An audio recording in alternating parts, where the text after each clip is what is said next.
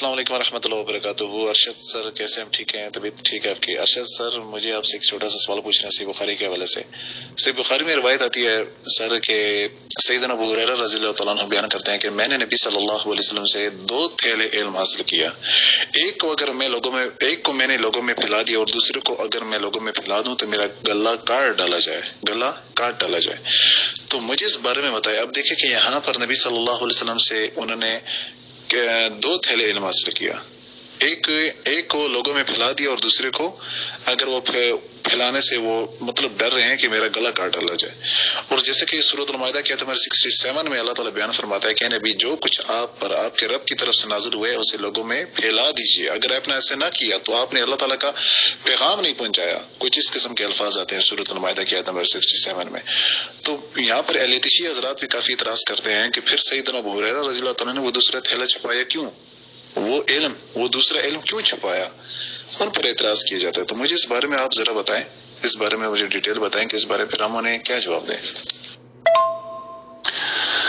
وعلیکم السلام ورحمۃ اللہ. دیکھیے، ان کو پہلے جواب تو یہ دیا جائے کہ تمہیں کیا حق پہنچتا ہے اس طرح کی باتوں کو ڈسکس کرو. تمہارا دین قرآن کے پہلے صفحے کا انکار کرتا ہے، یعنی تمہارے دین کی بنیادیں اکھڑ جاتی ہیں ایاک نعبد و ایاک نستعین سے. کیونکہ یہاں تو مسلمان اور مومن کو اللہ تعالیٰ نے سکھایا ہے کہ صرف مجھے پکارو، اللہ کو کہو یا اللہ ہم تیری عبادت کرتے ہیں، تجھ سے مدد مانگتے ہیں. تو جب یہ اہل تشیع حضرات یا علی مدد یا حسین مدد یا عباس مدد کہتے ہیں تو ایاک نعبد کے ساتھ ہی پورا قرآن کا انکار ہو جاتا ہے. تو ان کو جب اتنی سادہ ایمان کی جو اتنی سادہ بات ہے جب وہی سمجھ نہیں آئی ہے تو یہ تو تھوڑی سی ٹیکنیکل بات ہے، حالانکہ یہ بھی سمجھ آنے والی بات ہے، کوئی ایسی بات نہیں ہے. یہ جس طرح اصولی بات اگر سمجھ لی جائے تو باقی چیزیں سمجھنا آسان ہو جاتا ہے. اصولی بات یہ ہے کہ نبی صلی اللہ علیہ وآلہ وسلم نے جو اللہ کی طرف سے دین انسانوں کی رہنمائی کے لیے نازل کیا وہ بالکل پوری سچائی کے ساتھ پیش کیا، اور اس میں بال برابر بھی چیز نہیں چھپائی. سوال ہی پیدا نہیں ہوتا ہے. تو کئی حالانکہ ایسی نجی باتیں تھیں تو وہ بھی جب قرآن کے اندر آ گئی تو وہ بھی نبی علیہ السلام نے اس کو بھی بیان کیا ہے، اور پھر اللہ کی گواہی اس کے اوپر لی ہے. پھر لوگوں کی بھی گواہی لی ہے کہ لوگوں کیا تم گواہ ہو کہ میں نے اللہ کا پیغام پہنچا دیا ہے؟ سب نے کہا کہ ہم گواہی دیتے ہیں، اور بڑے زبردست طریقے سے آپ نے پہنچایا، حق ادا کر رہے. اس انداز سے صحابہ نے اس میں ذرا مزید بڑھا کے الفاظ استعمال کیے. پھر اوپر دیکھا نبی علیہ السلام نے کہا اے اللہ تو گواہ رہنا. تو یہ بات تو بالکل مکمل ہو گئی کہ سوال ہی نہیں پیدا ہوتا جو دین کے حوالے سے کوئی بات ہے وہ چھپائی ہو. اچھا، اب کچھ باتیں ایسی ہیں جس طرح کچھ منافقین کے نام تھے، کچھ فتنوں کے بارے میں، کچھ لوگوں کے جن کے ذریعے یہ فتنہ برپا ہوگا، اس طرح کی بھی چیزیں تھیں. اور اگر وہ نام اس انداز سے بتا دیے جاتے تو ظاہر بات ہے پھر ایک نظم و ضبط جو ایک ہوتا ہے نا، ڈسپلن ہوتا ہے، اور انتظامی معاملات کے اوپر وہ چیزیں افیکٹ کرتی ہیں. باقی دین مکمل، اس میں ذرا برابر. اس کے بارے میں تو یہ آتا ہے کہ صحابہ اس قدر دلیر تھے اور اس قدر اللہ کا خوف تھا کہ اس معاملے میں اگر پوری دنیا ایکا کر کے ان کو کہو یہ بات بیان نہیں کرنا ہے تو سوابج کہتے گردن کاٹ دو، گردن کے اوپر تلوار رکھ دو، اور اگر ایک لمحہ بھی مجھے ملے گا تو میں دین کی بات بیان کروں گا. تو جب ہم لوگوں کا یہ جذبہ ہے تو صحابہ کا جذبہ تو اس سے بہت آگے تھا. اور پھر کچھ واقعات بھی آتے ہیں کہ انہوں نے بڑے بڑے بادشاہوں کے سامنے کلمہ حق بیان کیا ہے. اور جب یہ بنو امیہ کا بھی دور آیا شروع میں تو کتنے صحابی تھے وہ فوراً ٹوک دیتے تھے یقین کیجیے اور کہ بالکل یہاں، کیونکہ ظاہری بات ہے ان کا زیادہ نالج تھا اور بعد والے کو تھوڑا سا کم تھا، تو اگر کوئی ذرا سی ایسی بات کرنا چاہے فوراً کہتے تھے یہ نہیں، خبرداری ایسی بات نہیں. تو اتنی جرت والے وہ لوگ تھے. تو یہ کہنا کہ انہوں نے چھپایا یا اس انداز سے سوال ہی پیدا، یہ انتظامی معاملات ہوتے ہیں.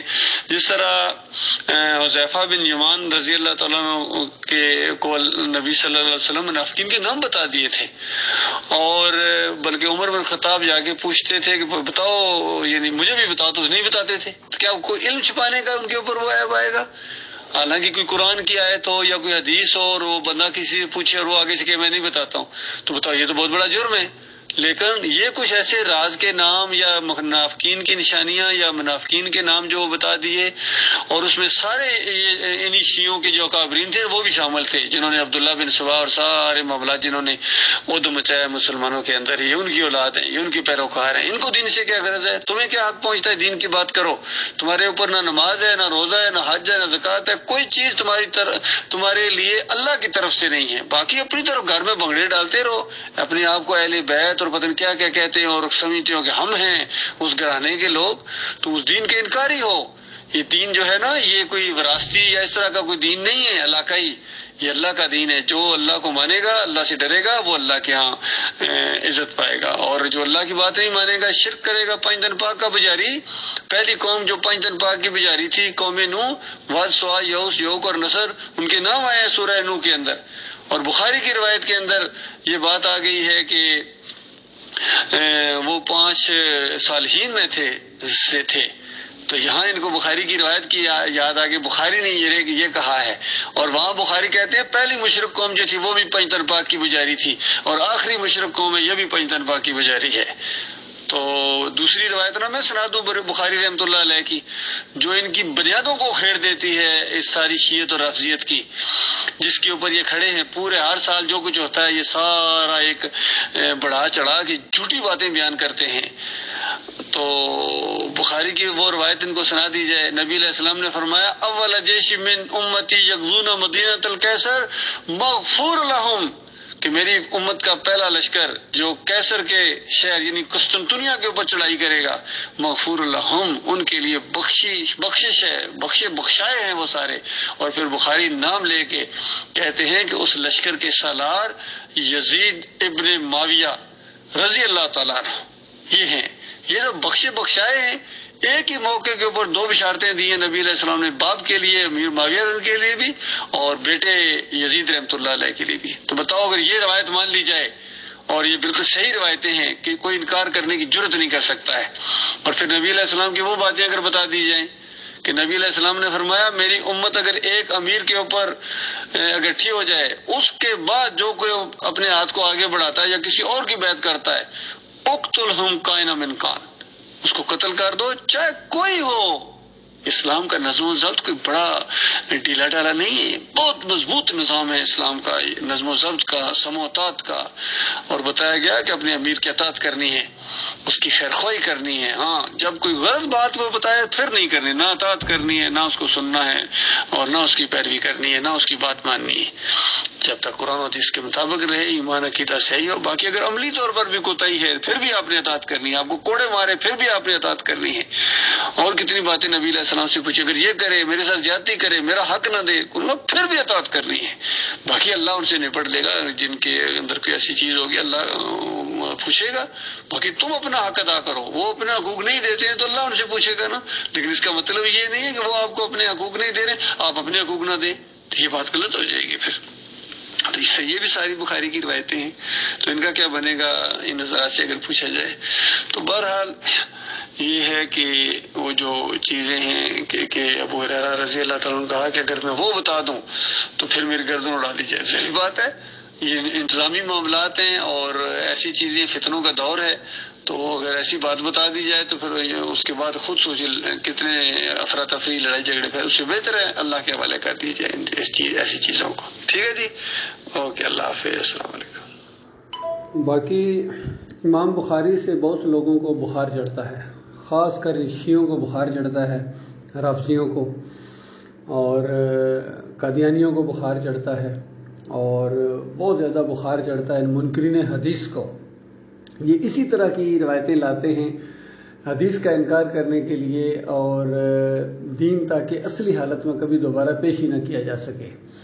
اس کا جو آغاز کیا سر سید احمد خان نے، پھر یہ آج کل کے دور کے غامدی صاحب ہیں، اور ڈاکٹر پرویز ہیں، اور کتنے لوگ اسی سلسلے میں ان سے متاثر ہو گئے ہیں، کیونکہ فہم نہیں ہوتا ہے، ایمان نہیں ہوتا ہے، فہم نہیں ہوتا ہے، ان کے چکروں میں آ جاتے ہیں۔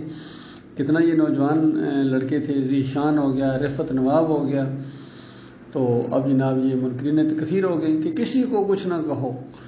تو باقی ابھی یہ علی انجینئر ہے، یہ بھی بخاری سے چڑھتا ہے، کل کے ویڈیوز کے اندر میں نے یہ بتایا کہ دیکھو یہ جو مسند احمد بن حنبل کی روایت ہے کہ انبیاء کے جسموں کو مٹی نہیں کھاتی، یہ منکر روایت ہے، اور کہہ کون رہے ہیں؟ امام بخاری کہتے ہیں منکر روایت ہے، تو لیکن علی انجینئر نہیں کہہ رہا ہے، کہتا ہے یعنی بخاری ہے صرف وہی کہہ رہے ہیں، باقی تو دوسرے لوگ تو اس روایت کو صحیح مان رہے ہیں، یعنی دوسروں کو مانے گا، بخاری کو نہیں مانے گا۔ اس کی ٹانگیں کانپنا شروع ہو گئی تھی، اس کی فیس ریڈنگ، اس کی باڈی لینگویج تبدیل ہو گئی تھی جب یہ فریب دے رہا تھا، منکر روایت کو صحیح روایت ثابت کر رہا تھا۔